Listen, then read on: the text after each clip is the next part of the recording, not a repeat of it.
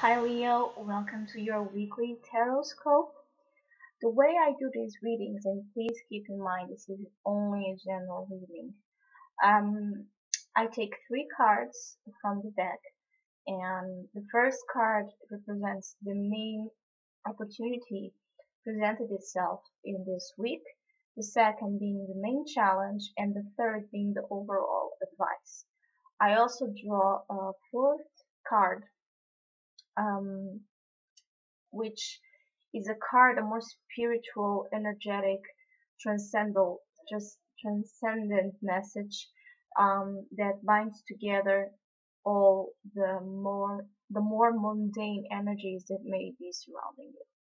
So, Leo, very interesting spread. I mean, as a main opportunity, you have the King of Wands, which the King of Wands shares a lot of qualities itself with you. He's a fire king and he holds the power of the spirit. He holds um, the fire within, the force of creation to make things happen out of his vision, out of his generosity, out of his warmth for life. So this week, um, actually, Jupiter is transiting your sign since last summer, and it will be until August. And I think this card really represents the overall energy of Jupiter in your sign, which just turned direct last week. And maybe your confidence and your power, while since December, while Jupiter was moving backwards, maybe you felt a little bit drained because the energies of the planet were working in an internal process. Maybe you were hoping to expand on some project, on some relationship, on some idea, and you didn't saw the expansion, the opportunities happening outside because during the Jupiter retrograde we were experiencing the expansion and the growth in a more internal way. But now the planet moved direct, and maybe the energy shift. So maybe you started finally you find the confidence and you find the inner power and the inner strength to just make things happen finally. So as a main opportunity, I just think you are glowing, you are being really, you are surrounded by an energy of charisma, of attraction. People may see you really, um, uh, really expressing your inner Leo qualities to the outside world and just glowing and being confident and just being really a great person to inspire others, to motivate others to make things happen, to believe in their ideas, in their visions, in their impulses. It's fire, it's desire. But curiously enough, your main challenge is the Queen of Wands. So we have here the couple. How nice. What I think this represents is the idea that, yes, maybe you are finally feeling that the sun entered your life. Maybe you're finally feeling that you are being given some opportunity and you feel like your batteries are recharged and you want to move forward and you want to do it. Maybe there's still a little bit of lack of confidence undermining your process.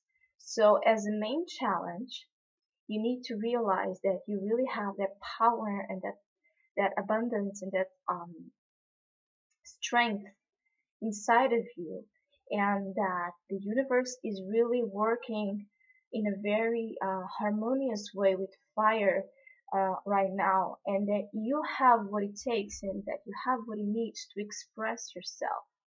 Leo is all about expression, self-expression, and love, an expression that really comes from the heart, with love, with glow. So don't let self-doubt, self uh, lack of confidence undermine this beautiful process you are going through.